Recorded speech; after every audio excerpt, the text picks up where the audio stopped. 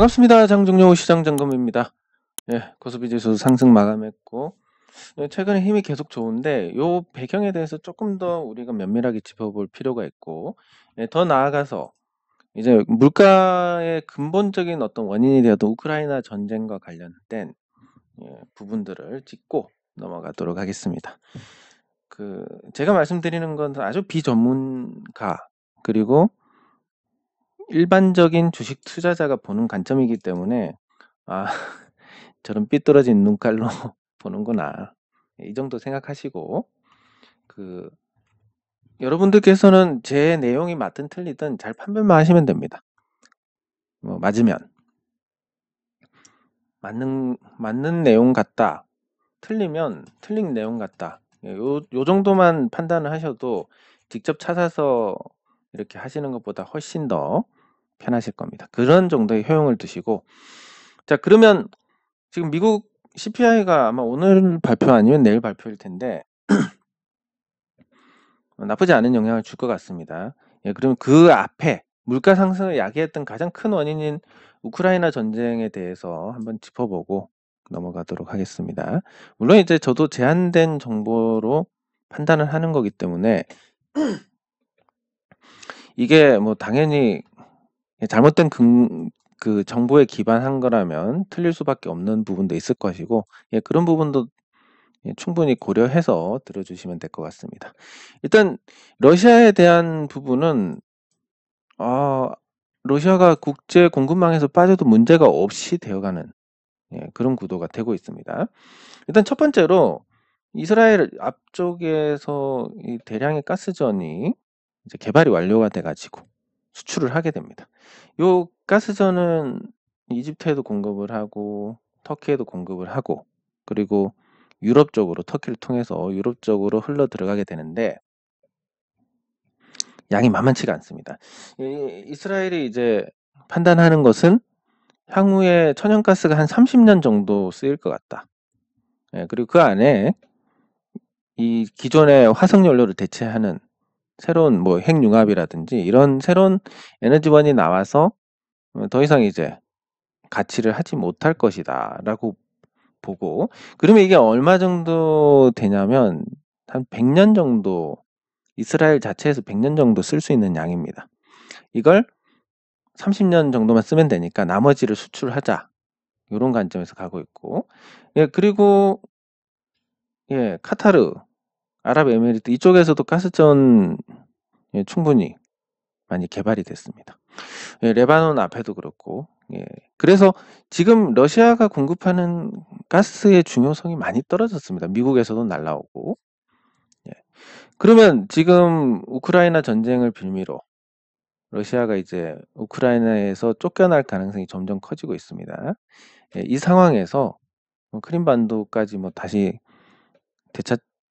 되찾아가긴 좀 어렵겠지만, 어쨌든 이 전쟁에서 우크라이나가 승리를 하게 되면 재건 관련해서 이제 투자도 많이 받을 것이고, 우크라이나가 유럽의 빵바구니였으니까 곡물 수출은 빠르게 안정이 될 것이고, 러시아는 국제 공급망에서 배제가 된다 하더라도 요 가스 공급원들은 충분히 있으니까 결국 러시아는 그러면 중국 쪽하고 더 긴밀해질 수밖에 없는 그런 상태가 됩니다. 자, 그러면 이제 에너지 가격은 이렇게 되는 거고, 중국 쪽으로 넘어와서 공급망에서 이제 자원은 러시아를 배제를 하고, 그리고 제조업은 중국을 배제를 하는 방향으로 가고 있습니다. 자, 그러면 중국은 러시아하고 관계가 깊어지면서 또 제조업에서 미국을 제외한 자체적인 수요를 이끌어내야 됩니다. 그래서 그 중국 같은 경우는 이 구매력을 높여야 됩니다. 그래서 내수 시장을 부양을 해야 되고, 이 과정에서 이제 우리가 두 가지 수혜를 얻게 되는데, 첫 번째는 이제 시진핑 독재 과정에서 그 글로벌 펀드들이 신흥국 투자를 할 때 그냥 중국 플러스 신흥국 요 구도로 해가지고 자금을 넣었다면, 이제는 이 기존 펀드에서 중국을 배제한 요 펀드로 반반씩 넣고 있습니다. 사실상 중국 비중을 반토막을 낸다는 건데 이렇게 됐을 때 이제 한국 비중이 11%에서 14% 정도로 늘어나는 효과를 가지게 됩니다. 요거 하나만 하더라도 지금 주식시장이 의외로 잘 버틴다. 예, 여기에 중국 쪽 투자가 분산이 되고 있다. 대만, 여기 아래쪽에 싱가포르, 뭐 홍콩, 한국 이렇게 이제 분리가 아니라 예, 배분이 되고 있다 보니까 그게 이제 외국인 매수의 어떤 첫 번째 영향이고, 두 번째는 세계 채권 지수 가입입니다. 한국이 3월에 조기 가입을 할지, 조기 편입을 할지, 9월에 정기 편입을 할지 모르겠지만, 요게 이제 편입이 되고 나면 한 90조 정도의 자금이 들어옵니다. 이게 어느 정도의 효용을 가지냐면, 약 10%, 세금, 비과세를 해야 이 세계 채권 지수에 편입이 되기 때문에, 세수 손실이 1,000억 정도 됩니다. 근데 이자 비용을 아끼는 거, 이 자금이 풍부하게 들어와서 이자 비용을 아끼는 게 편익이 1조 원 정도 됩니다. 그렇기 때문에 전반적인 이제 시중 물가를 떨어뜨리는, 물가가 아니라 시중 금리를 떨어뜨리는 효과가 있을 건데, 이런 식으로 이제 한국의 유동성이 국내에서는 말랐지만 외국계 자금이 유입이 되면서 풍부한 유동성으로, 근데 그 풍부한 유동성이 주택에는 들어가지 않기 때문에 주식 시장이 부동산보다 나은 몇 안 되는 시기가 오래 있을 것이다라고 봅니다. 그러면 중국이 이제 그 글로벌 공급망에서 제조업에서 점점 배제가 되고 있다라고 하면 자체 수요를 올려야 되고, 이 자체 수요를 올리는 핵심은 금리 인하를 하고, 그리고 그 자산 가격 상승을 유도를 하는 겁니다. 이게 제일 빠릅니다. 그러면 중국이 금리 인하를 하면 중국계 자금이 이제 한국으로 들어오니까 우리 금리 인상하지 않더라도, 미국 연준 따라가지 않더라도 큰 문제가 없이 됩니다. 그리고 자산 가격이 상승해서 중국 구매력이 높아지면 이제 한국에 대한 어떤 구매, 소비재부터 그리고 한국 부동산까지 중국인들이 손을 뻗친다라고 하면, 그 과정에서 당연히 또 자산 가격의 상승을 기대할 수 있기 때문에, 올해 밸류를 봤을 때 이 코스피 지수가 2,600 이상까지 올라간다. 이건 조금 힘들겠지만 그래도 작년처럼 뭐 하염없이 내리고 그렇지는 않을 거고, 조금 개선된 흐름, 그리고 세계 채권 지수 편입, 이런 등등의 이벤트로 인해서 유동성이 보강이 되고, 그리고 부동산은 중국의 경기 부양책으로 인해서 조금 긍정적인 영향을 받을 것이다. 이렇게 정리를 할 수 있습니다. 우크라이나 전쟁 관련해서 러시아는 국제 공급망에서 배제가 되더라도 에너지 가격이 오르지 않을 것이다. 중국은 제조업을 배제를 하면 중국의 내수 부양, 경기 부양으로 인해서 한국이 수혜를 받을 수 있다. 이렇게 정리를 하면 국제 정세가 이제 최악이었던 작년하고 비교했을 때 올해 굉장히 긍정적으로 흘러갈 것이다. 다만 LG 에너지 솔루션이 편입되면서 코스피의 밸류에이션 저평가가 없어져 버렸고, 그리고 삼성전자하고 SK 하이닉스 실적이 나빠지면서 또 실적 대비 밸류가 나빠지는, 그래서 코스피의 상승은 한계가 있고, 하락도 한계가 있는, 그래서 횡보 흐름인데 다소 우상향의 가능성을 높여가는 그런 흐름을 예상을 해볼 수가 있겠습니다. 댓글 확인하도록 하겠습니다.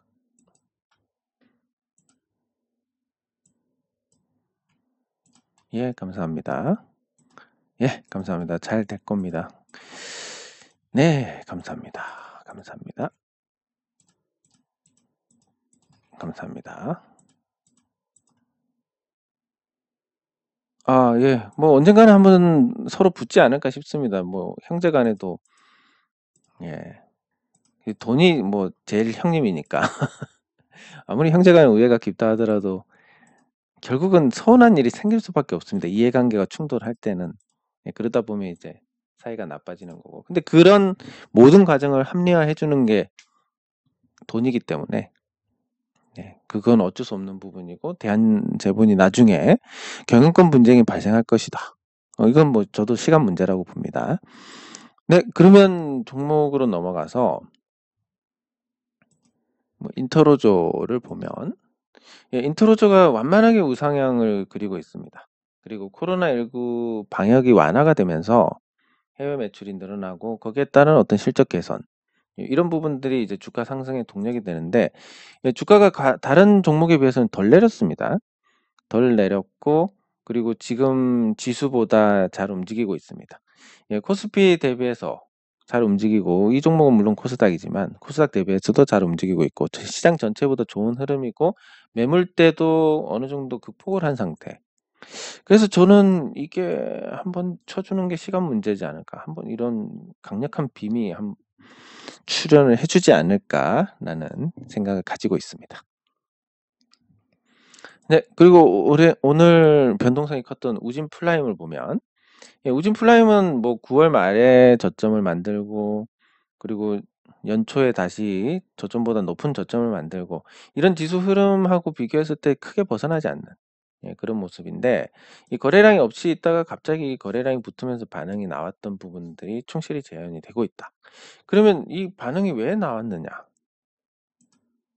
항상 가장 큰 호재는 모르는 거. 왜냐면 모르다가 아는 게 나오면서 털고 나가는 이런 구조기 때문에 모르는 게 제일 낫다. 그러면 우진 플라임 왜 올랐는지 모른다. 나쁘지 않습니다. 네, 그리고 우진 플라임은 지금 외국인 지분율도 꾸준히 올라가고 있고 실적도 뭐 준수하게 유지를 하고 있습니다. 그러면서 지금 시가총액 대비해서 실적은 아주 준수한 수준. 작년에도 순이익이 225억이었는데 올해 2분기에만 거의 100억이었습니다. 그리고 다 합쳐가지고 200억이 올해도 넘고 작년보다 실적이 더 좋아질 것이다. 연간 225억, 뭐 올해는 250억 정도 될 것 같은데 그 정도로 순이익을 남기는 회사의 시가총액이 782억이다. 뭐 너무나 쌉니다. 그래서 이것도 이렇게 이제 반응하다가 시간 문제입니다. 상승하는 건.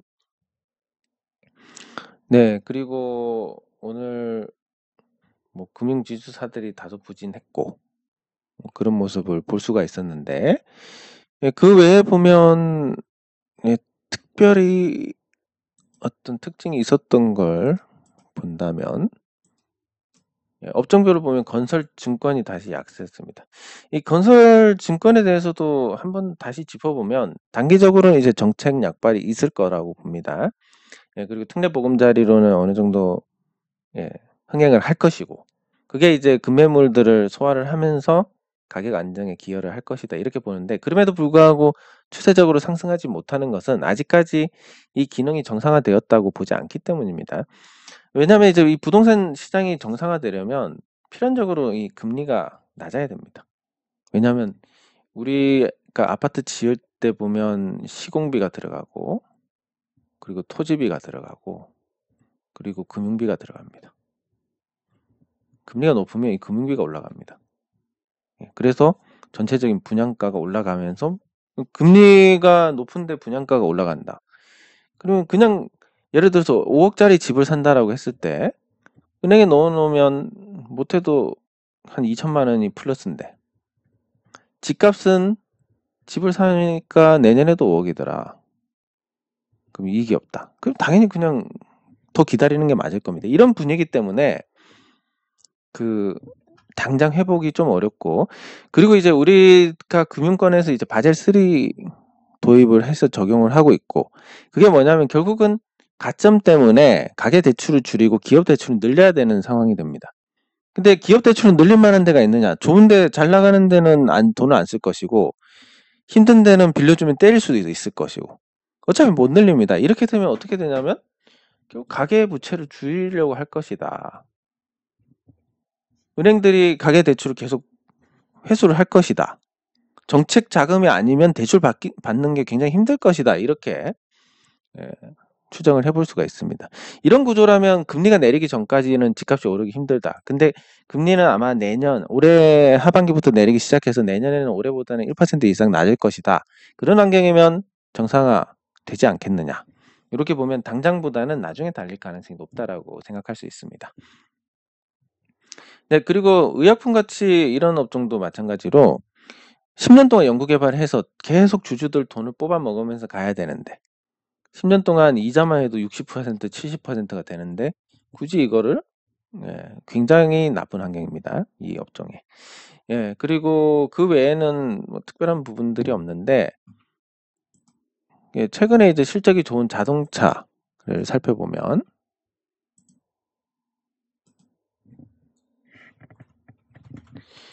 저는 이제 테슬라가 승부를 걸고 있다고 보는데 테슬라 가격이 차값을 아주 파격적으로 내리고 있습니다. 테슬라에서. 안 팔려서 내린다라기보다는 이제 치킨 게임으로 가자라는 얘기 같습니다. 그러니까 만만치 않은 기존 자동차 제조사들이 전기차 생산 라인을 구축해서 어느 정도 이익을 내고 그 이익으로 재투자해서 전기차의 성능이 점점 좋아지고 편의시설이 늘어나면서 더 많은 수요를 자극하는 이런 구조가 되기 전에 가격을 낮춰서 나머지 경쟁 업체들의 예봉을 꺾어 놓겠다라는 이런 의지로 보는 게 맞을 것 같은데 마치 삼성전자가 치킨 게임을 유도하듯이 테슬라가 그렇게 나오니까 지금 현재 전기차로 어느 정도 규모의 경제에 도달할 수 있는 업체는 현대차하고 GM 정도밖에 없습니다. 기존 제조사 중에서는. 그렇다 보니까 이제 현대차가 이제 전기차로 뜰 가능성이 충분히 있다. 테슬라에 맞서서 그 가격 이상의 어떤 걸 만들어낼 수 있느냐. 그리고 일회성 비용이 계속 지속적으로 따라다니면서 실적이 망가졌던 부분들이 이젠 정말 더 이상 나올 게 없기 때문에 앞으로 좋아지는 게 있지 않을까. 특히 현대차 같은 경우는 지금 시가총액이 35조인데 순자산은 계속 늘어서 1년에 거의 10조씩 늘어나고 있습니다. 그래서 아마 내년에는 100조를 찍지 않을까 싶은데 100조짜리 회사의 시가총액이 35조다. 당연히 이제 주가가 올라가든지 아니면 실적이 나빠지든지 이렇게 될 건데 당연히 뭐 실적보다는 주가가 올라가는 쪽이 가능성이 높지 않을까라는 생각입니다. 네, 그리고 하나솔루션. 하나솔루션이 최근에 이제 기술적 반등을 좀 강력하게 했습니다. 뭐 제가 생각했을 때 하나가 최근에 굉장히 기민하게 반응하고 있습니다. 그 방산업체들 다 인수했고 그리고 지금 대우조선해양 인수하고 STX 중공업도 인수 타진하고 있는데 하나 쪽에서 이렇게 적극적으로 나오는 것은 지금 자기들이 잘하는 분야에 좋은 물건이 나오고 그거를 삼킴으로 인해서 경쟁을 스스로 줄이고 그리고 그 같이 성장하면서 거기에 따른 어떤 성장의 가시를 가져간다. 요런 개념. 그리고 하나그룹에서 미국에 선제적으로 태양광 투자를 했고 그게 아주 타이밍 좋게 효과를 봤습니다. 기가 막히게. 그런 부분들 때문에 이제 관심을 다시 받게 되는데 근데 저는 이제 생각이 다소 다른 게 미국 시장에 하나솔루션이 진출해서 미국에 납품을 하고 그리고 미국 현지에서 생산을 하고 그게 이제 새로운 먹거리가 된다. 뭐 여기까지는 괜찮은데 국내 시장만 보면 하나솔루션 제품이 현재 와트당 한 410원 이것도 내린 겁니다. 한 445원까지 갔다가 내렸고 그리고 중국의 T사 같은 경우는 350원입니다. 차이가 많이 납니다. 그럼 성능에서 차이가 있느냐? 제가 생각했을 때 이게 더 나은 것 같습니다. 왜냐하면 중국 업체들은 요 반사 측면에서 오는 햇빛을 흡수하는 능력이 아주 미세하지만 조금 더 낫습니다. 그러면 하나는 이제 미국에 수출하니까 이 가격을 유지를 하려고 할 거고 중국은 이제 증설이 뭐 무려 5배나 됐으니까 계속 쭉쭉 떨어져서 한 3,000원까지 300원까지 가지 않을까. 이랬을 때 하나 국산이니까 더 비싸도 국산 쓰는 게 맞지 않나? 천만의 말씀. 중국에서 생산한 거 그냥 갖고 오기 때문에 똑같습니다. 그래서 그런 부분에서 해외에서 잘 나가고 있다. 하지만 국내에서 점유율이 떨어지면 어떻게 됩니까? 수익성이 나빠집니다. 현대차 같은 경우도 아마 국내 마진이 해외에서 마진보다 최소 2배에서 3배 그 정도 많을 텐데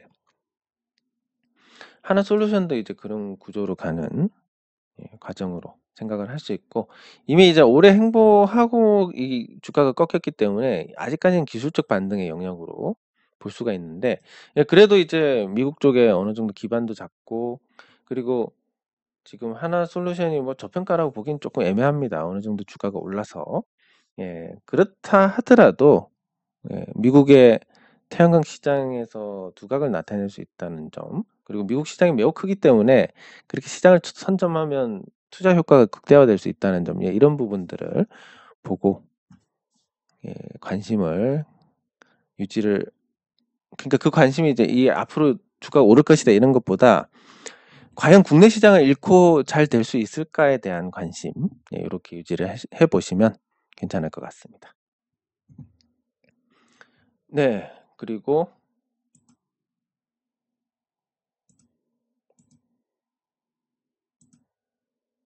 현대글로비스.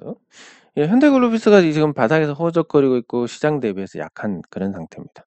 현대글로비스가 지금 실적이 한 단계 업그레이드 됐기 때문에 연간 8천억, 6천억 이렇게 내다가 재작년에 1조 원대 돌파했고 작년에는 거의 1조 8천억 정도의 영업이익을 예상을 하고 있습니다.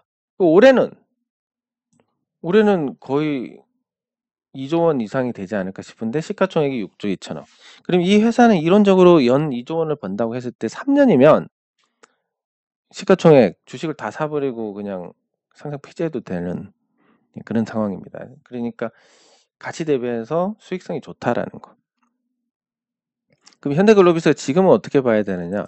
지금 잘 버티고는 있지만 시장 대비해서도 약하다. 그러면 시장 대비해서 약한데 갑자기 삼손처럼 힘을 발휘할 수도 없는 거고, 그런 걸 따지면 지금은 기대보다는 저점을 다지는 걸 확인하는 그 시간이 필요할 것 같고, 실적을 잘 내고 있기 때문에 뭐든 긍정적으로 생각을 해볼 수 있는 그런 상태입니다. 그리고 현대모비스. 최근에 현대모비스가 조금 반응이 있었습니다. 역시 실적 개선, 그리고 점점 이제 그 자각을 하게 됩니다. 저평가 정도가 크다라는 것을. 이런 부분들이 이제 주가에 복합적으로 작용하면서 회복을 하고 있는데, 변동성이 커졌다가 지금 줄어드는 과정이고, 요 변동성을 깨고 상단 하단을 찢을 만한 그런 동력이 있느냐, 그러면 신호가 나왔기 때문에 있습니다.